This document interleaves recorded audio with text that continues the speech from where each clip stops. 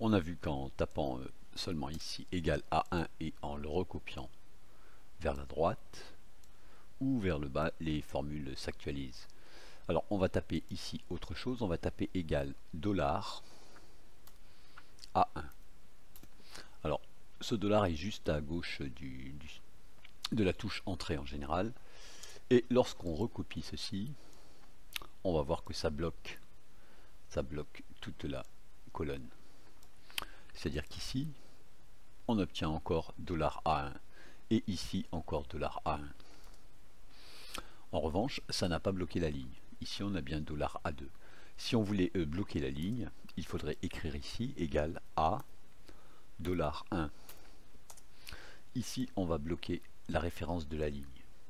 C'est-à-dire que les colonnes sont toujours actualisées, mais pas les lignes. On a modifié ici le contenu de A1 pour mieux voir ce qui se passe. Et ici, on a tapé $A1 qui va bloquer la colonne A et bloquer la ligne 1. Alors on peut regarder ce que ça donne pour les formules. Voilà, bien regarder ce tableau et bien comprendre comment il fonctionne. Exercice pour voir l'intérêt de cette commande $. Créer cette table d'addition. Alors ici au plus simple, on a envie de taper égal ce nombre fois celui-ci. Mais si on recopie ça, on voit que c'est désastreux. Voilà, par exemple, le nombre qui est ici, c'est H2 fois I1. H2 est ici. Mais nous, on voudrait A2 fois I1. C'est-à-dire qu'il aurait fallu bloquer le A ici.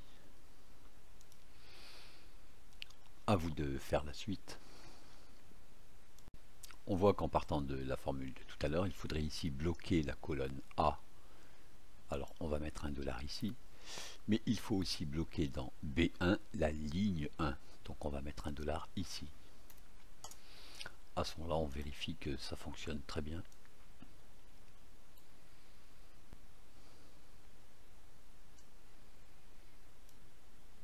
Alors on peut regarder les formules encore.